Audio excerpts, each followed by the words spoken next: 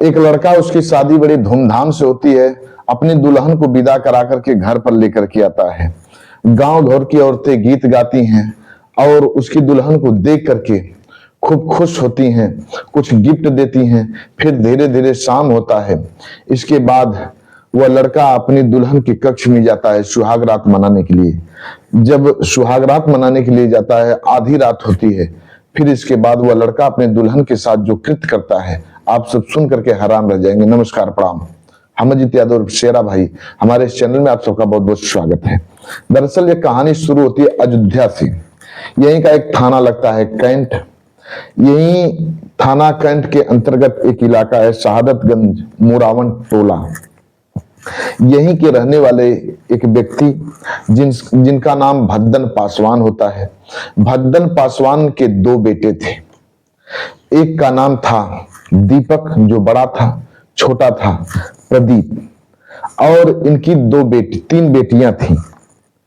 बेटी छोटी थी, जितनी बेटियां थी छोटी थी। और भद्दन की पत्नी घर में थी। सभी लोग हंसी खुशी अपना जीवन बिता रहे थे। एक दिन रोड एक्सीडेंट में भद्दन की मौत हो जाती है। सभी बच्चे अनाथ हो जाते हैं। सभी लोग किसी तरह से भद्दन की अंत्येष्टि क्रिया कराते हैं। फिर इसके बाद जो दीपक था, सारी जिम्मेदारी दीपक के कंधे पर आ जाती है।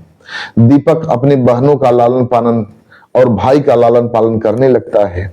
माँ भी घर में होती है, सभी का खर्च देखता है। फिर धीरे धीरे उसका छोटा भाई जो था बड़ा होता है। उसका नाम प्रदीप कुमार होता है। दीपक की पहले शादी हो चुकी है। प्रदीप एक दिन अपने किसी रिलेटिव में, रिश्तेदार के यहाँ शादी में गया था। वहीं एक खूबसूरत लड़की को देखता है। प्रदीप के घर से कुछ ही दूरी पर वो शादी थी। उस लड़की का नाम शिवानी होता है। शिवानी की उम्र 22 वर्ष थी। शिवानी बड़ी ही खूबसूरत थी। शिवानी के पिता का नाम मंतूराम होता है।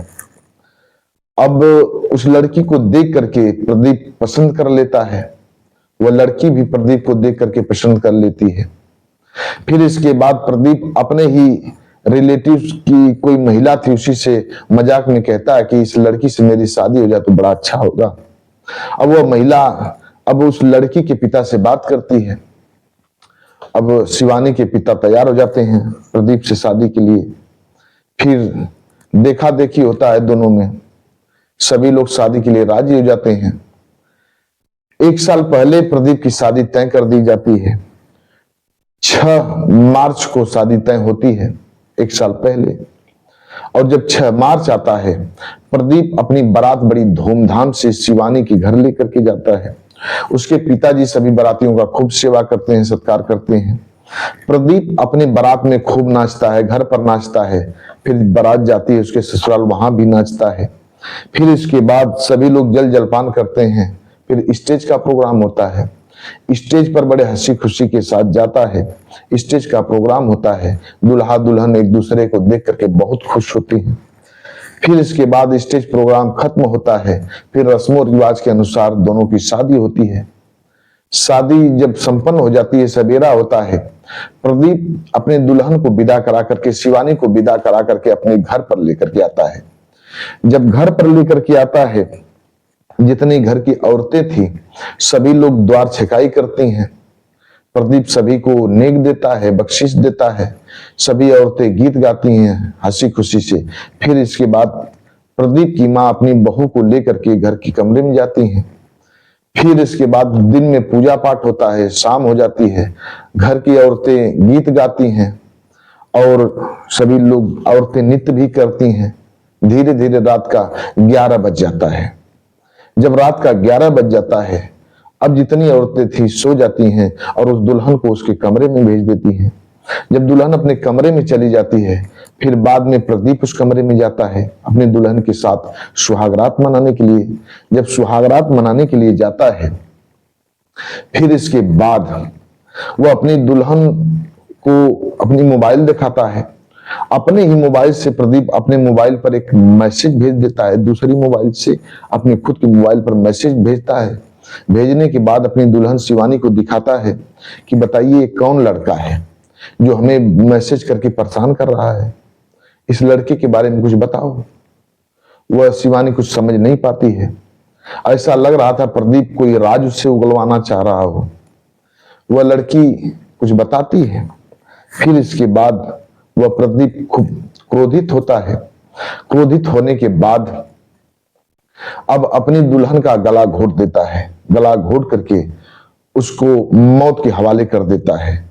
फिर इसके बाद रात को करीब करीब 1-2 घंटे तक उस कमरे में बिताता है, पश्चाताप करता है, सोचता है कि मेरे साथ तो बड़ा गलत हो गया, मैंने जो किया बहुत गलत कर दिया। इस कमरे में मैं हूं, मेरी पत्नी है, अब इसके मौत का आरोप मेरे ऊपर आ जाएगा। अब मैं इस यहां से भाग भी नहीं सकता, कहीं भी जाऊंगा तो पकड़ा जाऊंगा। यही सब उसके दिमाग में चल रहा था। फिर इसके बाद वह प्रदीप खुद को फंदे से झूल जाता है, उसकी भी मौत हो जाती है और धीरे धीरे सवेरा हो जाता है। जब सवेरा हो जाता है तो अगले दिन रिसेप्शन की बारी थी। घर में रिसेप्शन की तैयारी होनी थी 9 तारीख को। 6 तारीख को उसकी बारात जाती है, 6 मार्च को, और 7 तारीख को दुल्हन को विदा करा के लेके आता है। रात को यह कांड होता है। 9 तारीख को उसके शादी का रिसेप्शन होता है। सवेरा जब होता है तो उसका भाई जो दीपक था वो मार्केट जाता है सब्जियां लाने के लिए कि शाम को प्रोग्राम है, और घर के लोगों से कह देता है कि जब प्रदीप जगे तो इसको भेज देना मार्केट। वो चला आए। अब जब दीपक मार्केट चला जाता है, इधर 7 बज जाता है, सवेरा हो जाता है, वह प्रदीप घर से बाहर नहीं आता है। घर की औरतें दरवाजा पीटती हैं और कुछ औरतें मजा भी लेती हैं, कमेंट करती हैं कि दोनों की सुहाग रात थी, दोनों रात भर जगे होंगे इसलिए सोए हैं। अब जब काफी देर हो जाती है तब उसकी माँ दरवाजा पीटती है, प्रदीप की बहनें दरवाजा पीटती हैं। जब दरवाजा नहीं खुलता है तब प्रदीप की छोटी बहन खिड़की से झांक कर देखती है तो जो नई नवेली दुल्हन शिवानी थी वह बेड पर बेतहाशा पड़ी हुई थी।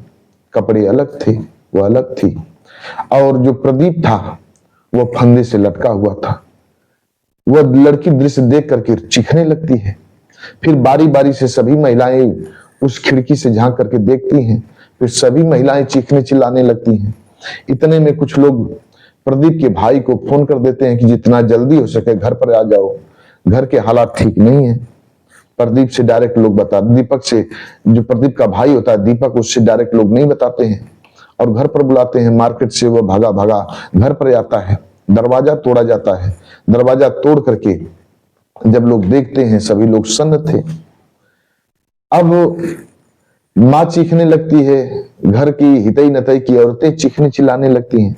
इसके बाद लोग वहीं के पुलिस स्टेशन में फोन करते हैं, पुलिस आती है, उस लाश को, प्रदीप की लाश को उतरवाया जाता है। फिर इसके बाद शिवानी के मायके फोन किया जाता है।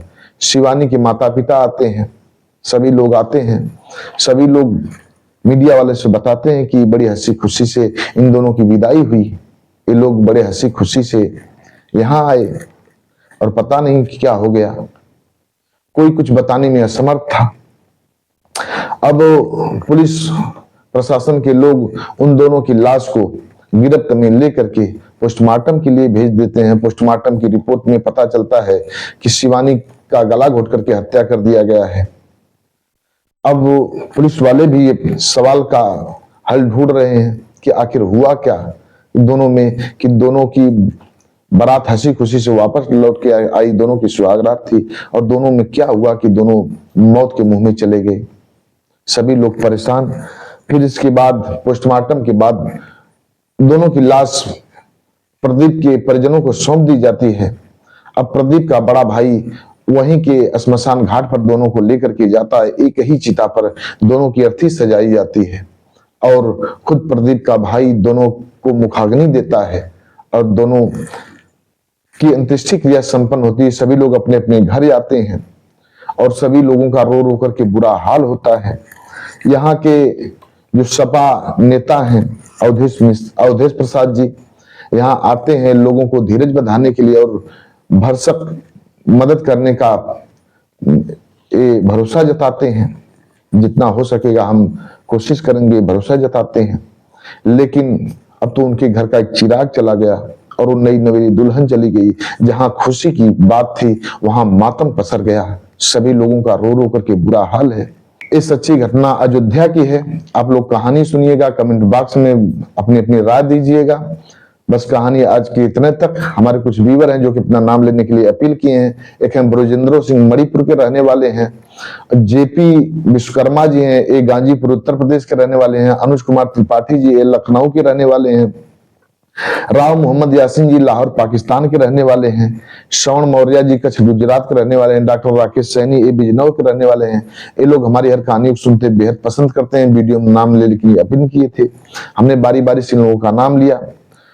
आप भी अपना नाम बुलवाना चाहते हैं तो कमेंट बॉक्स में अपना नाम दीजिए, एड्रेस बता दीजिए, आप लोगों का भी बारी बारी से नाम लिया जाएगा। और हमारे चैनल को लाइक सब्सक्राइब जरूर करिएगा। मिलते हैं अगले एपिसोड में किसी एक नई कहानी के साथ। तब तक के लिए नमस्कार।